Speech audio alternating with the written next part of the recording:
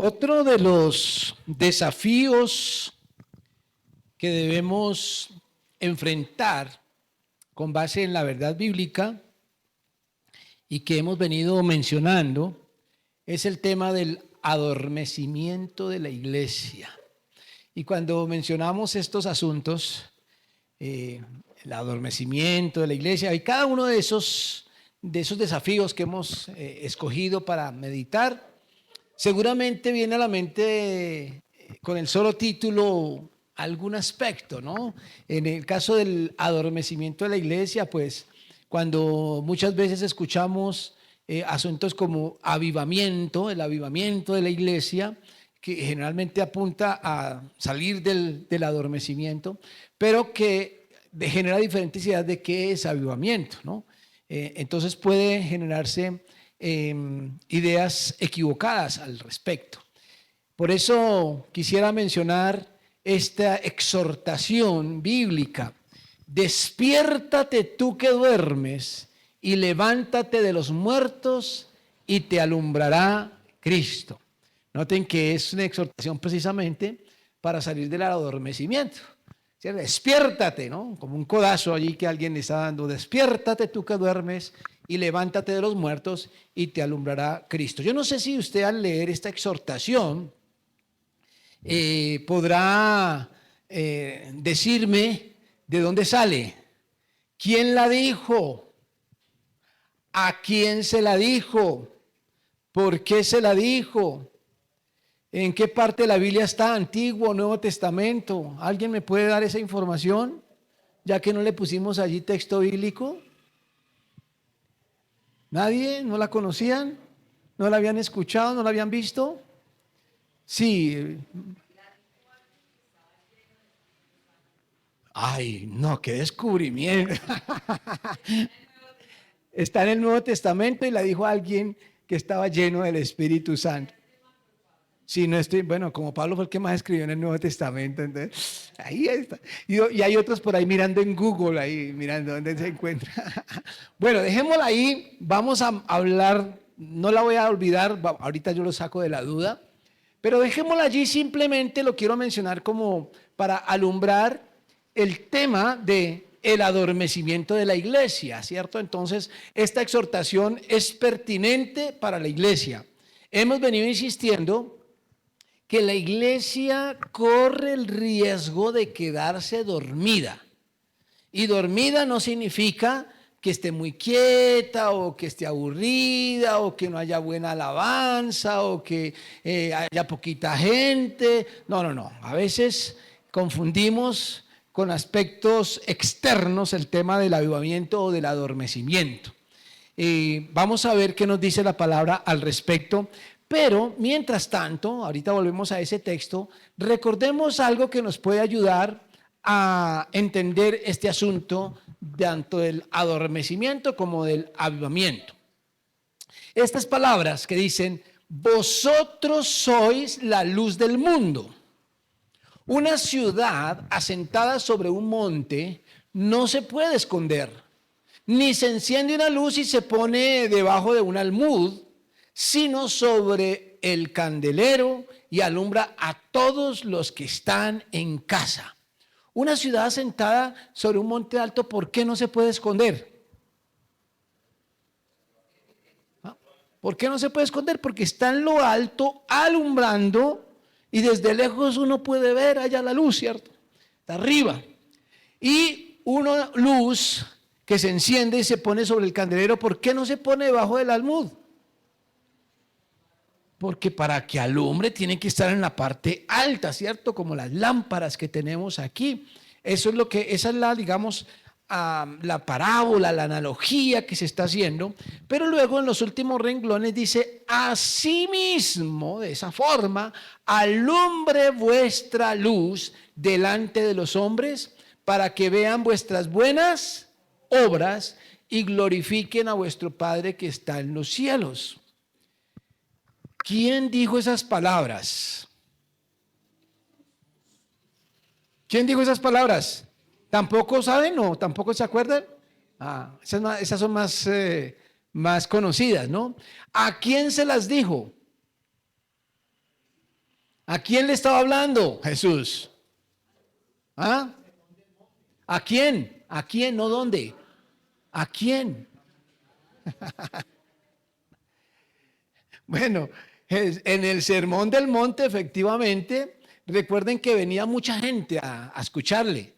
Pero antes de empezarle a hablar a toda la multitud, dice la Biblia que él se apartó como un momentico con sus discípulos.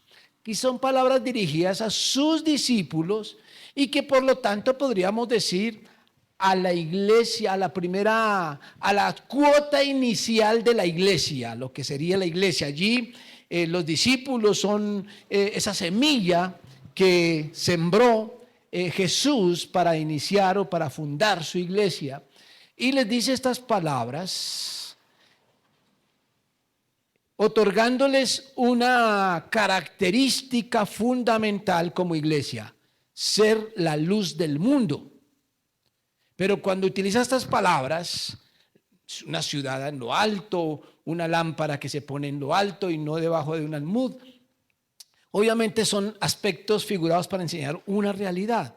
Obviamente que nosotros no alumbramos en el sentido de una lámpara, pero dice, así alumbre vuestra luz, es decir, la iglesia, los discípulos, delante de ¿quién? El mundo. Entonces, ¿quién viene a ser? Los hombres, los seres humanos. La tarea de alumbrar es frente a la humanidad, los hombres. ¿Y cómo? ¿Cómo se alumbra? Según el texto, con buenas obras. Esa es una palabra clave que tengamos en cuenta, porque a veces en nuestra herencia protestante de que las obras nos salvan, nos lleva a pensar que no son importantes. Pero en el mensaje de Jesús está diciendo que lo que alumbra a la humanidad son las buenas obras y con un propósito: que glorifiquen a vuestro Padre que está en los cielos. Quería mencionarles este texto, no es el texto que vamos a utilizar para hablar en esta mañana o tarde ya, pero quería recordárselos porque aquí hay un concepto clave que tenemos que tener en cuenta y es nuestra condición de luz para la humanidad.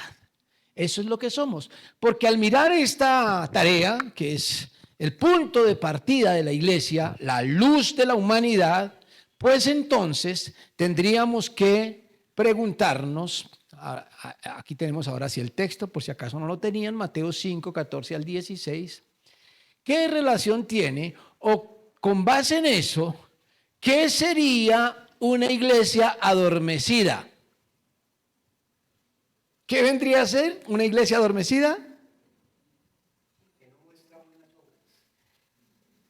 Y utilizando la figura que está utilizando Jesús aquí, bueno, entonces vamos a hablar de una luz que no ilumina. Ese es el desafío, esa es la preocupación, ese es el peligro de que la iglesia se quede dormida. El peligro de una iglesia dormida no es una iglesia que no cante. Una iglesia dormida no es una iglesia que no haga milagros. Una iglesia adormecida no es una iglesia que no esté prosperando materialmente. Una iglesia adormecida no es una iglesia donde hayan muchos enfermos. Una iglesia adormecida es una iglesia que no ilumina con base en las palabras de Jesús con buenas obras. Y vamos a estar hablando de esa iglesia y de ese peligro, pero quiero que usted, mientras reflexionamos en esto, vaya pensando no en una iglesia macro, sino en que usted, como individuo, usted es iglesia.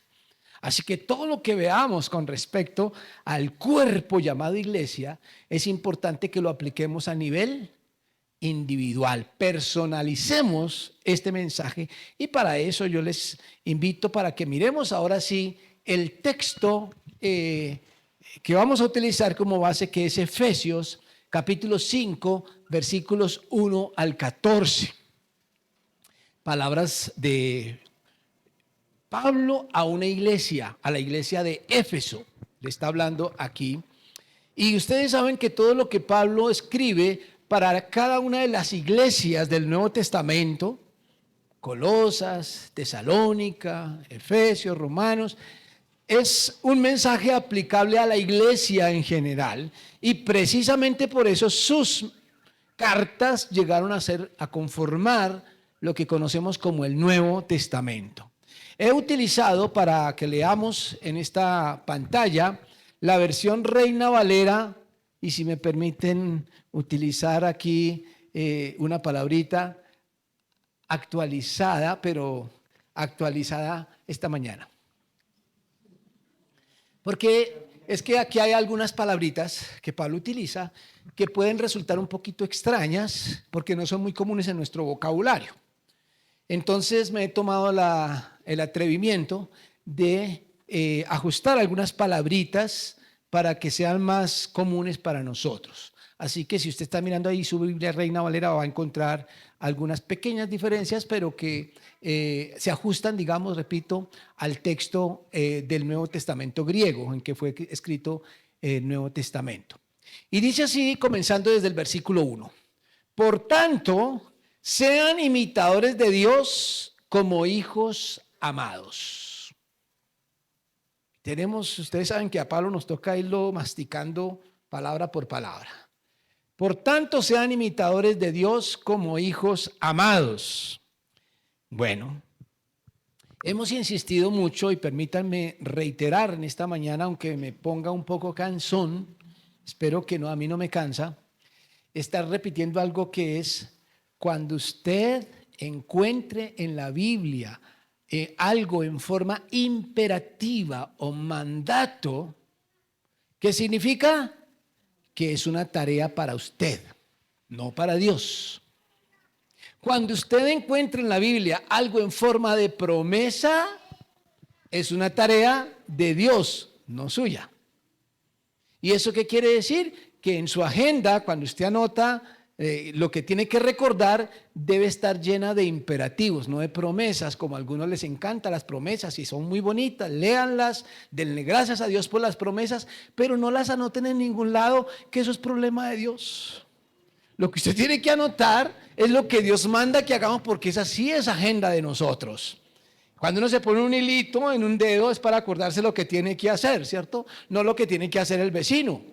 Así que esto que encontramos en el versículo 1 es una orden. Sean imitadores de Dios como hijos amados.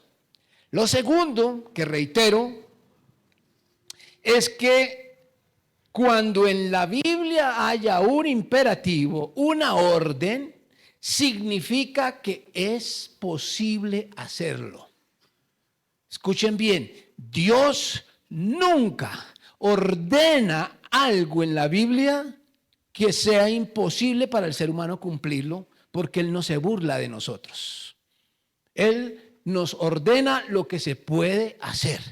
Por lo tanto, imitar a Dios, dígalo usted, que es posible.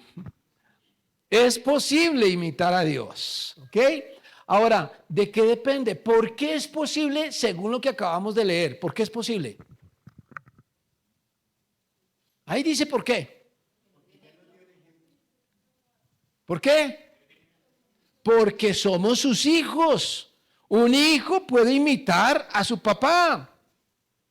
¿O no nos ha pasado, papás y mamás aquí en la tierra, terrenales, que a veces los hijos resultan haciendo algo o diciendo una palabra extraña, vulgar de pronto, y nosotros decimos, ¿y usted por qué anda diciendo eso? ¿Cuándo ha escuchado que en esta casa se diga eso? ¿Cuándo ha escuchado a su papá o a su mamá diciendo eso o haciendo aquello? Porque queremos que nuestros hijos nos imiten. Pues Dios también quiere que sus hijos lo imiten. Y para eso nos dio el Espíritu Santo, para que podamos imitar a Dios como hijos amados. El que más imita al papá es el que más lo ama. Así es con Dios, como hijos amados. Ahora, el versículo 2 dice, y caminen en amor, como también Cristo nos amó y se entregó a sí mismo por nosotros, ofrenda y sacrificio a Dios en olor fragante. Noten cómo dice, cómo es que debemos caminar en amor, ¿como quién? Como Cristo. El versículo 1 dice que seamos imitadores de Dios y el versículo dice que caminemos como Cristo. ¿A qué conclusión nos lleva eso? Que Cristo es Dios. Ese es uno de los tantos textos que nos permite decir y afirmar que Jesucristo es Dios. Y me encanta que Él diga, como también Cristo nos amó, porque nos saca de un conflicto en el que nos metía el versículo 1. El versículo 1 nos mete en un conflicto. Cuando usted escucha, usted debe imitar a Dios, usted dice, ¿cómo imito yo a Dios? El Jehová de los ejércitos, el omnipotente, el omnisciente, el omnipresente, el soberano, el creador del universo. ¿Yo cómo puedo imitarlo? Entonces Dios, para sacarnos de ese problema, vino y se hizo un ser humano, con un cuerpo como el nuestro, de carne y hueso, limitado al espacio, limitado al tiempo, que tuvo que comer, dormir, descansar, llorar. Se hizo como nosotros de tal forma que mirándolo a Él, es que usted tiene que preguntarse cómo imito a Dios. No tiene que mirar a las nubes o a ese Dios trascendental que es tan complicado de interpretar a la hora de quererlo imitar, sino que usted puede mirar a Jesucristo, un hombre que sufrió, que fue torturado, que murió en una cruz, que derramó sangre como la nuestra por cada uno de nosotros. A Él al que hay que imitar. Entonces nos dice claramente que imitemos a Cristo en nuestra forma de caminar. Por eso dice, y caminen en amor. Ahora, cuando llegamos a este versículo 2, se lo podemos decir a cualquier persona y nos encontramos con otro problema. Y es que si usted menciona eso, sea en la iglesia o afuera, de caminar en amor, viene otra pregunta, ¿y qué es el amor? Porque es que hay tantas ideas de amor. Desde el concepto de hacer el amor, que tiene que ver con sexo, y que muchos interpretan o lo reducen simplemente a eso, hasta el amor paternal que de pronto dice, yo a mis hijos no los toco, no los corrijo, porque los amo mucho. Y entienden digámoslo así, usando una palabra muy coloquial, la alcahuetería como amor. Y confundimos amor con alcahuetería. O pensamos en el amor en el sentido muy cultural, muy mundano, y entonces cualquier cosa que hagamos lo podemos interpretar como que estamos caminando en amor. Amor es todo lo bonito, todo lo que tiene maripositas y rositas, y lo romantizamos, y ese es un peligro. Por eso es muy importante que para entender lo que Pablo nos está diciendo acá, miremos lo que sigue en los siguientes versículos, especifica más el concepto del amor. Dice versículo 3. Pero fornicación y toda inmundicia o avaricia ni siquiera se nombre entre ustedes como es apropiado de los santos.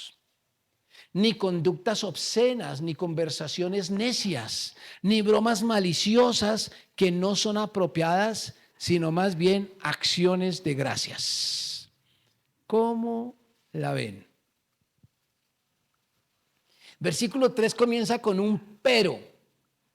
Y si los versículos o el versículo 2 nos estaba hablando de amor y el versículo 3 comienza con un pero, ¿qué se supone que estamos viendo acá? Lo contrario al amor. Eso es lo que significa un pero, contrasta. Así que esta lista que nos está entregando aquí Pablo es una lista que nos muestra lo contrario a amar. ¿Y cuál es esa lista? Dice fornicación. ¿Qué es fornicación? Todo tipo de desorden sexual. Y que suene bien esa palabra desorden, lo cual implica que el sexo tiene un orden en primer lugar natural y en segundo lugar un orden bíblico, un orden divino. Lo que vaya en contra del diseño natural del ser humano y del diseño divino del ser humano, eso se llama fornicación, desorden sexual. Toda clase de inmundicia o avaricia, ni siquiera se nombre entre ustedes.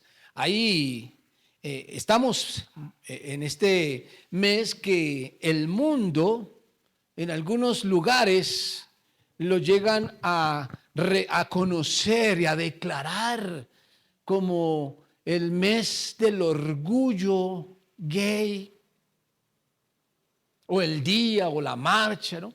Y me llama mucho la atención porque si uno habla, eso parece de hace poco, ¿no? El tema del orgullo, pero históricamente los desórdenes sexuales han sido motivo de orgullo. Desde los círculos de hombres donde yo recuerdo en la época del bachillerato, hace muchos años, que nos reuníamos los jóvenes adolescentes a hablar de logros de carácter sexual desordenado, y eso se cuenta como orgullo, o sea, se cuenta con arrogancia. Entonces muchas veces los asuntos de desorden sexual producen orgullo. Bueno, y no se haga raro porque el orgullo es un defecto, así que el desorden sexual y el orgullo van de la mano en ese sentido. Pero no es solamente eso, sino toda clase de inmundicia, incluso la avaricia, temas materiales. Y dice Pablo, ni siquiera se nombre. Es decir, no solamente no lo practiquen, sino ni hablen de ese tema, ¿cierto? En el sentido de atracción, como es apropiado de santos, de los hijos de Dios, porque caminan imitando a su Padre. Y el versículo 4 alarga la lista. Dice, ni conductas obscenas, ni conversaciones necias, ni bromas maliciosas que no son apropiadas, sino más bien acciones de gracias. En este versículo, si lo encuentra un poco extraña la traducción, es porque las palabras que utiliza Pablo en griego son palabras, esa lista que encontramos aquí, solo las utiliza en ese versículo y no aparece en ningún otro lado de la Biblia. Por eso las traducciones son como tan variadas, porque no hay muchos modelos para traducir, pero digamos que la forma más literal que podemos traducirlo es así: conductas obscenas, conversaciones necias, bromas maliciosas. Inclusive ese bromas maliciosas viene de una palabra que aparentemente tenía un origen bueno, en cuanto a ser creativo para bromear, pero que en el Nuevo Testamento aparece como es con ese carácter de malicia, de maldad, de obscenidad. Y dice que no son apropiadas y termina con una palabra que sí es común. Finalmente dice, sino más bien acciones de gracias. La palabra acciones de gracias, la palabra griega es eucaristía. Eucaristía, ¿no? Una palabra muy común que se utiliza para referirse, se utiliza mucho en el argot católico para referirse a la misa, al culto católico. La Eucaristía significa acción de gracias. Pero en este contexto, que Pablo está hablando de caminar imitando a Dios, le presenta la Eucaristía como un estilo de vida, no como un ritual, no como un acto solemne de un día de la semana, sino como un estilo de vida. El Hijo de Dios vive en una, para decirlo de alguna forma, en una permanente Eucaristía que es lo contrario a conductas obscenas, conversaciones necias, bromas maliciosas. Por eso dice, más bien vivan en Eucaristía, en acción de gracias. Versículos 5 y 6, 7 dice, porque ustedes saben, o sea, aquí va a dar una explicación, porque ustedes saben esto, que ningún fornicario o inmundo o avaro, que a su vez es idólatra, tiene herencia en el reino de Cristo y de Dios. ¿Cómo ven eso? Fuerte. Yo lo veo fuerte. Y lo veo fuerte especialmente en el contexto que estamos viviendo, donde la cultura, el mundo y la proclamación de inclusión que se menciona muchas veces es a suavizar todo y a nadie atrevernos a mencionar como que está en un camino equivocado. Porque en la mentalidad moderna todos los caminos son iguales desde que uno crea en Dios. Pero creer acá nomás, en la práctica y en las obras, no importa. Entonces decir que ningún fornicario, inmundo o avaro que es idólatra tiene herencia en el reino de Cristo y de Dios es una expresión cristiana exclusivista. Y algunos la llamarían falta de amor. Pero en el Nuevo Testamento eso es lo que está explicando el versículo 2, caminar en amor. Y por eso, como si estuviera escribiéndose esta carta para nuestros días y no para el primer siglo, dice el versículo 6, que nadie los engañe con palabras vanas, sean culturales, científicas o teológicas, pero que nadie los engañe con palabras vanas, porque por estas cosas que están en estos versículos, viene la ira de Dios sobre los hijos de desobediencia.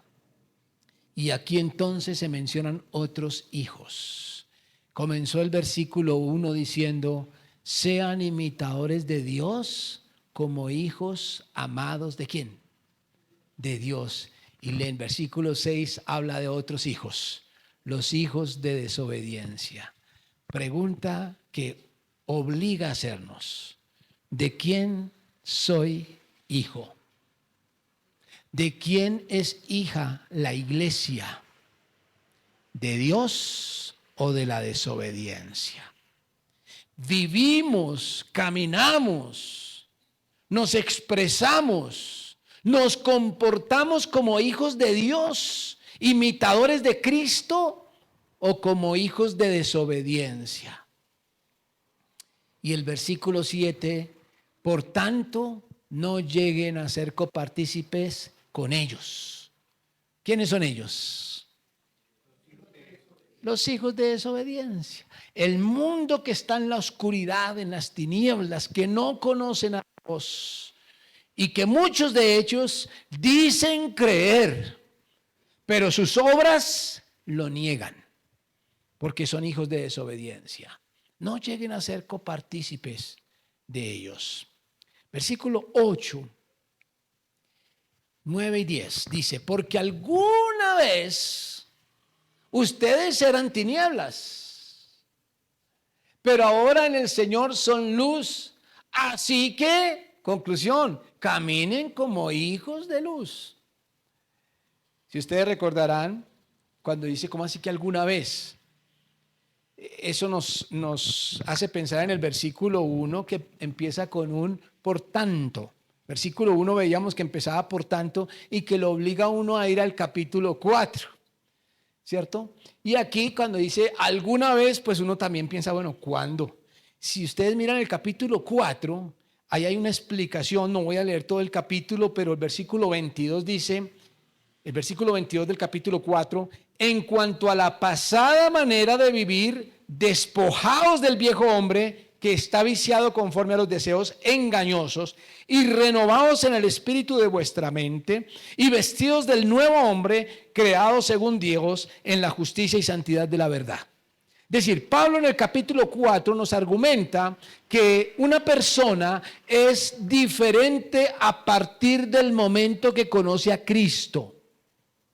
Es diferente a tal punto que lo llama un nuevo hombre, un nuevo ser. Coincide con Jesús cuando habla de la nueva vida. Cambia su identidad. No cambia de religión, simplemente. No cambia de rituales o algunas palabras de cajón. No, cambia la identidad. Ahora es un hijo de Dios. No es cambiar de identidad, pasar de ser hijo de desobediencia a hijo de Dios. ¿Quién, qué o a quién imita un hijo de desobediencia? A la desobediencia. ¿A quién imita un hijo de Dios? A su papá. Jesús nos enseñó a orar, Padre nuestro que estás en los cielos. Y es una frase, perdónenme decirlo, pero absurda si no tenemos la intención de imitarlo, sino solamente pedirle. Por eso dice, porque alguna vez ustedes eran tinieblas, es decir, antes de haber tenido esa transformación. Y por eso dice, pero ahora en el Señor son ¿qué? Luz. En el Señor son luz. Así que caminen como es coherente de eso, como hijos de luz. El versículo 9 es un paréntesis para decir, porque el fruto de la luz es en toda bondad, justicia y verdad. Si usted está mirando su Biblia, seguramente encontrará que algunas versiones dicen porque el fruto del Espíritu. Y es porque hay manuscritos antiguos, copias que tienen espíritu, otros tienen luz. Las dos cosas son coherentes, pero por el contexto parece más coherente porque viene hablando de la luz. Así que porque el fruto de la luz, es decir, el resultado de la luz, tiene que ver con bondad, justicia y verdad. Entonces el versículo 10 retoma el argumento que viene diciendo, así que caminen como hijos de luz, aprobando lo que es agradable al Señor. Aquí aprobar es, digámoslo así, cumplir. Cuando una persona aprueba una materia, un curso, un estudio, es cuando responde legítimamente. Y esto es lo que significa la palabra dokimazo, que se utiliza aquí en el versículo 10, es aprobar en el sentido de cumplir, de ser coherente con lo que es agradable al Señor. Es el imperativo que nos está enseñando este texto. Versículos 11 al 13 dice, y no participen con las obras infructuosas de las tinieblas, más bien confróntelas. Porque incluso hablar de lo que ellos hacen en secreto, ¿quiénes son ellos? Los hijos de desobediencia. Porque incluso hablar de lo que ellos hacen en secreto resulta vergonzoso para el Hijo de Dios. Nótenlo fuerte. No participen con las obras infructuosas de las tinieblas, más bien confróntelas. Y aquí confrontar, de pronto la idea de la palabra puede implicar que estemos, si vemos a alguien en pecado, en tinieblas, digamos andando, le estemos señalando y diciendo usted se va a ir para el infierno por andar en eso, ¿cierto? Ahí lo estoy confrontando. O estar regañando a la gente.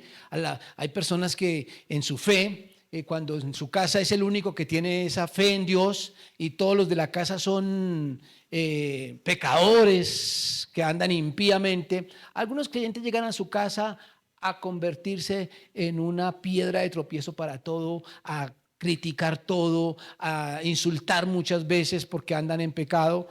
No es ese tipo de confrontación. Estamos hablando de confrontar desde la luz. Está hablando de esa idea de luz y tinieblas. ¿Qué es lo que hace un bombillo?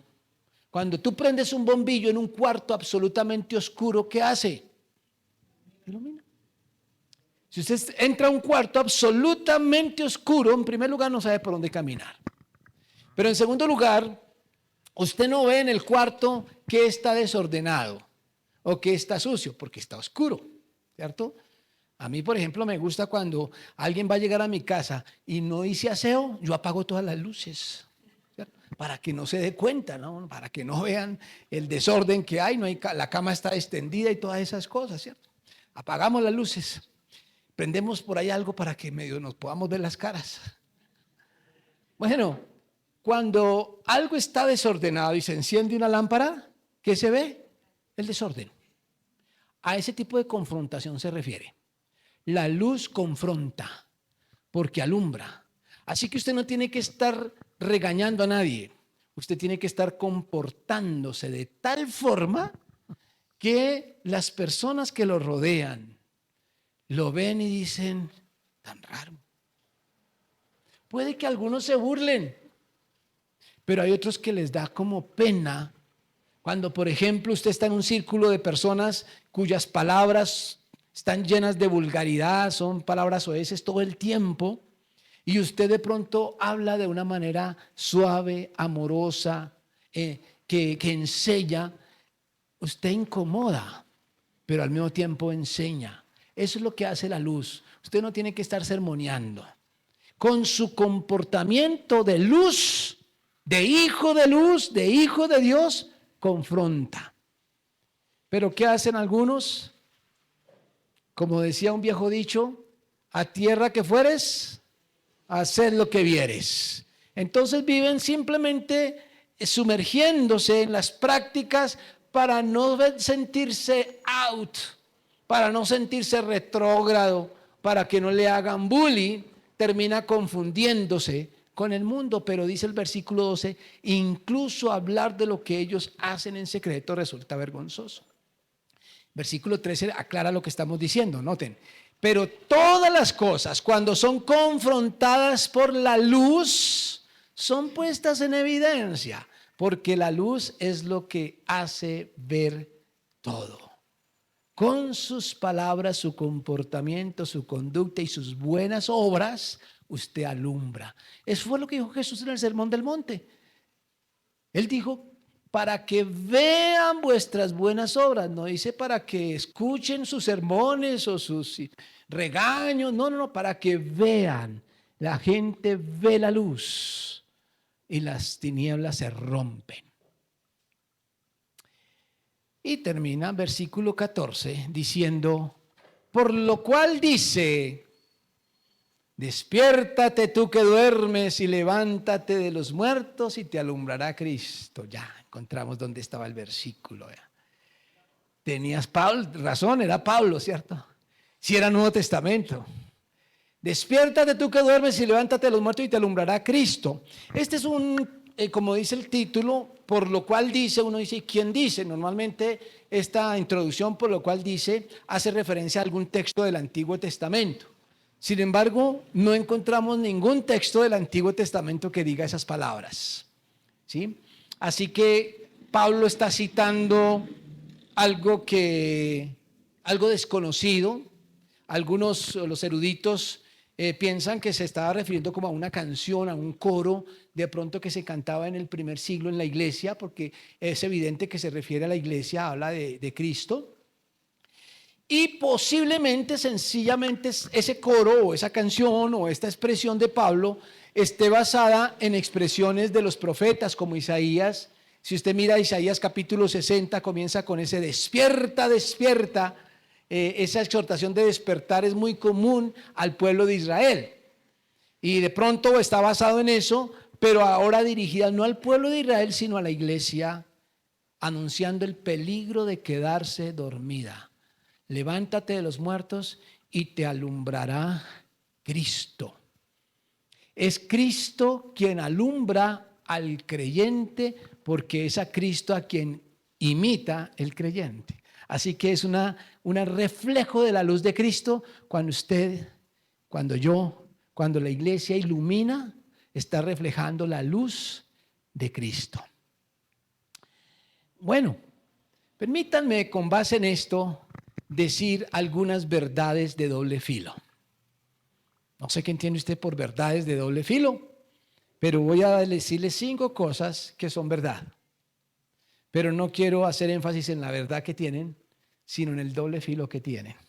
y que de alguna forma contradicen lo que Pablo nos enseña en estos versículos de Efesios. La primera verdad es esta: Dios me hizo así. ¿Es verdad o no? ¿Es verdad? Sí, acéptese como usted Dios lo trajo a este mundo porque así Dios lo hizo. ¿Cuál es el problema o el doble filo?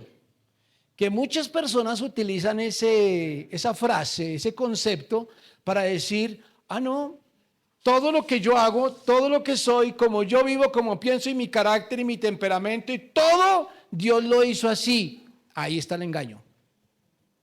Porque a su carácter, a su comportamiento, a su forma de ser, no solamente Dios le ha metido la mano. Le ha metido la mano la sociedad, la cultura, los medios de comunicación, la familia, lo que usted ve alrededor, las películas, el romanticismo, las canciones, todo lo que uno vive en la vida le va metiendo la mano a uno y van conformando eso que uno un día dice, así soy yo, con orgullo también, así soy yo. Sí, pero ¿quién lo hizo así? Así que hay un gran engaño detrás de la verdad de que Dios me hizo así, porque hay cosas en usted que Dios no las hizo.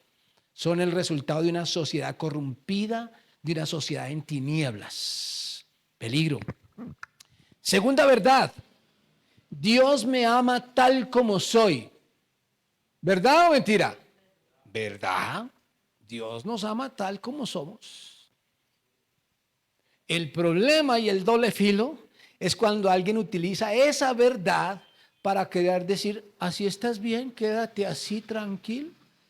O sea, escondernos detrás de la misericordia y el amor de Dios para convivir en la inmundicia, revolcarnos en el pecado y decir, Dios me ama.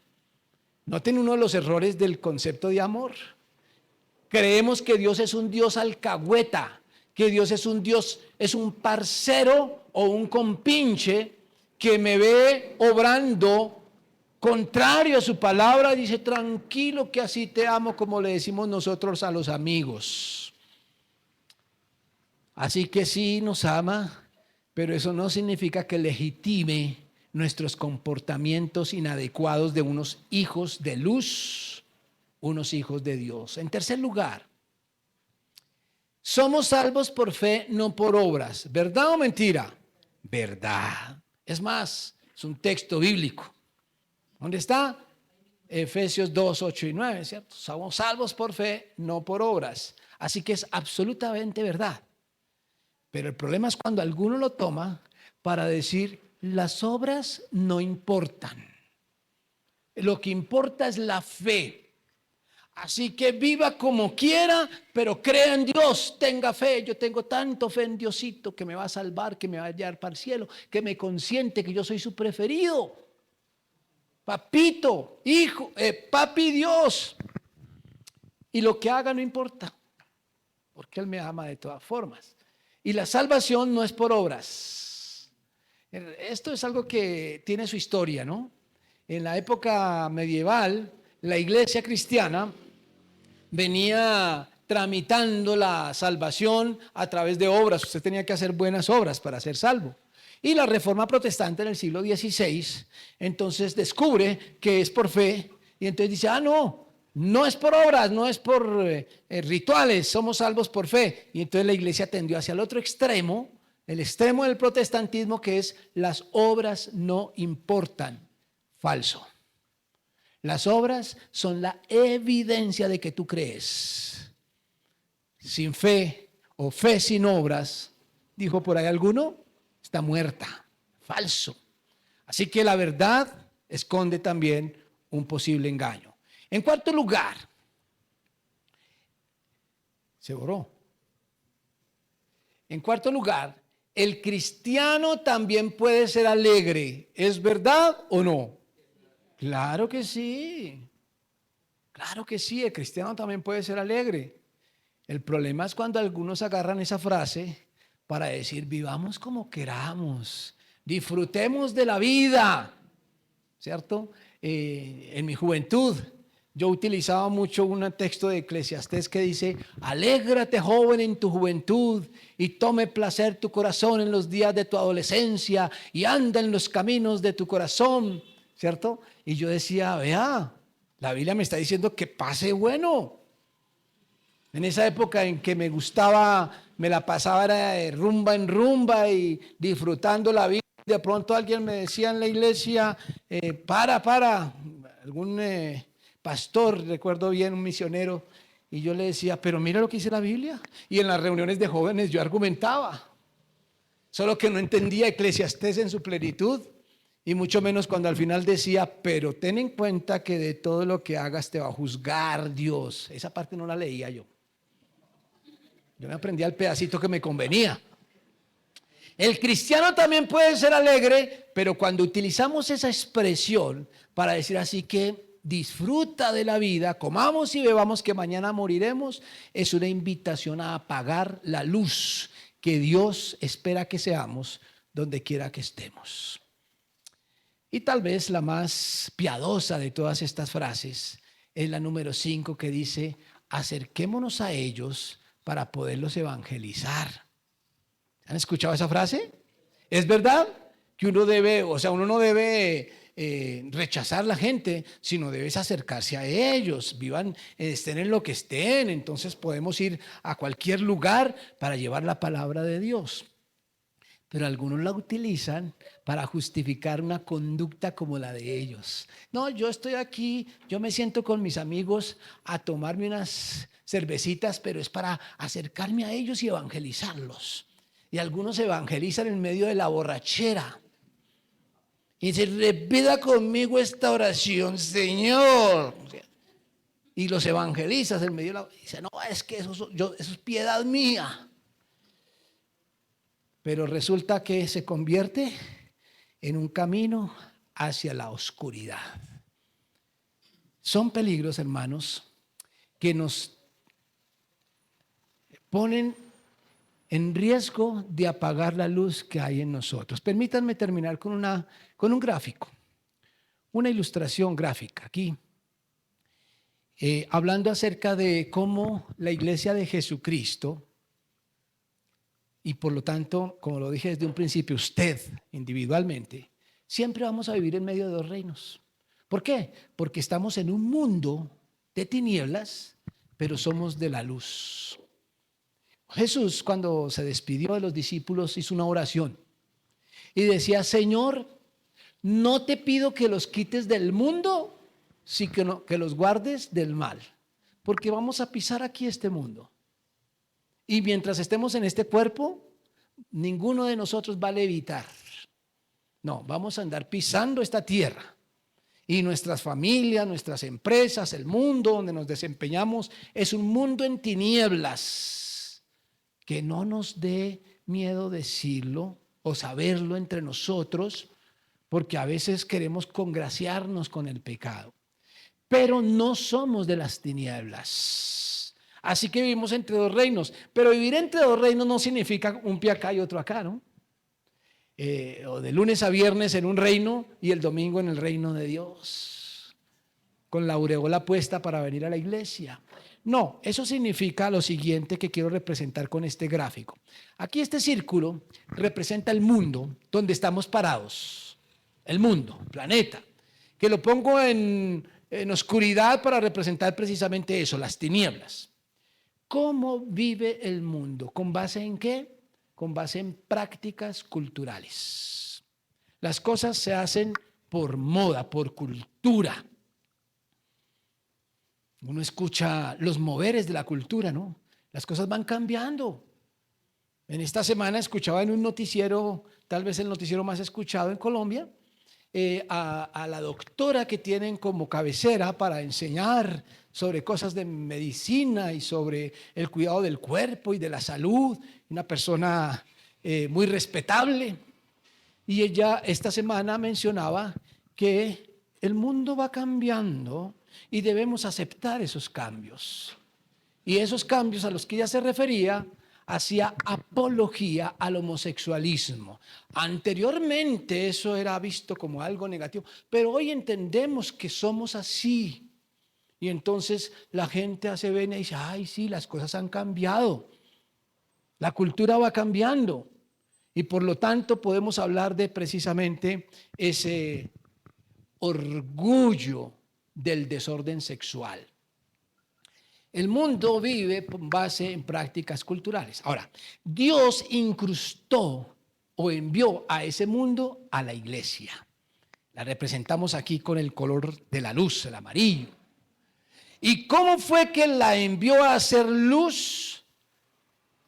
Practicando unos valores del reino de Dios. Es decir, le está diciendo a la iglesia, y es lo que acabamos de ver en Efesios, ustedes ni siquiera hablen lo que ellos hablan, ni siquiera participen de lo que ellos participan, ustedes sean diferentes. Este es uno de los tantos textos donde nos enfatiza que seamos diferentes. No porque seamos más importantes, más valiosos o más buenos, sino para iluminarlos. El proyecto de Dios no es discriminar porque a estos los odio y a estos los amo. El proyecto de Dios es salvar a toda la humanidad. Y a la iglesia le puso una tarea de ser diferente para que los ilumines y, como dijo desde un comienzo en Mateo, para que vean vuestras buenas obras y glorifiquen a Dios. No es para que se den cuenta que ellos son malos. Es que busquen a Dios. Así que Dios pone la diferencia con los valores del reino de Dios que están en toda la Biblia o en todo el Nuevo Testamento, y si usted no quiere leerlo todo, al menos lea el Sermón del Monte. Y ahí están los valores del reino de Dios. Ahora, ¿cuál es el problema que estamos mencionando en esta tarde? ¿Cuál es el desafío? El problema es que la iglesia empiece a disminuir su luz y que en lugar de que la luz rompa la oscuridad, las tinieblas se han empezado a meter en la iglesia. Con ese tipo de disculpas, con relecturas de la Biblia, con teologías emergentes que te dicen, vivamos como vive la cultura para no escandalizar. Y poco a poco esa luz se va apagando, se va extinguiendo y cada vez es más pequeña. Y si seguimos así, vamos a llegar a ser una iglesia que no ilumina. Una iglesia que está allí simplemente para entretener a algunos que se dicen ser cristianos, pero que no iluminan donde viven. Yo quiero preguntarte en esta tarde, ¿cómo está tu luz? Como persona, como individuo. Si tú eres luz, el primer lugar donde iluminas es en la casa. Pero en segundo lugar, donde te desempeñas. ¿Por qué no cierras sus ojos y se hace esa reflexión de manera personal, íntima? ¿Iluminas? ¿O estás permitiendo que las tinieblas te abracen? Tal vez te hayas convertido en una lámpara debajo de un almud, de un mueble, escondida. Despiértate, tú que duermes. Levántate de los muertos y te alumbrará Cristo. Esa exhortación es para nosotros hoy.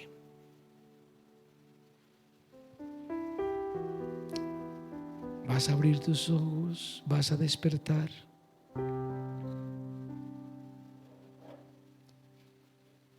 Delante de ti estamos, Señor.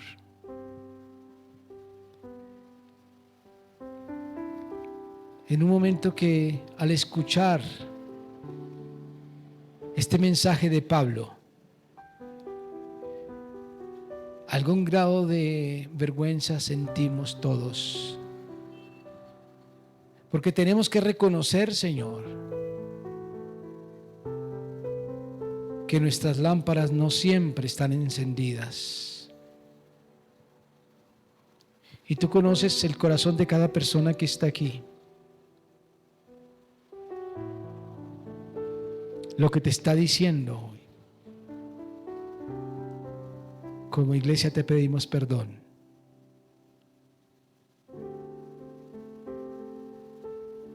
Porque hemos caminado muchas veces con altibajos, de tal forma que a veces parecemos más hijos de desobediencia que hijos de luz.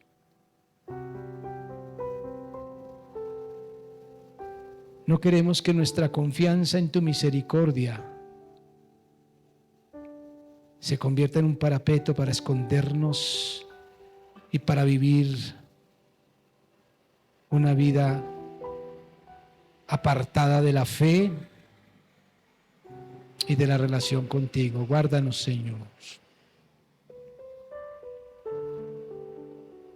En tus manos colocamos nuestras vidas y que tu Espíritu Santo obre en cada uno para hacer verdadera luz. En el nombre de Jesús te lo rogamos. Amén. Amén. Que Dios les bendiga. Feliz semana. Feliz puente.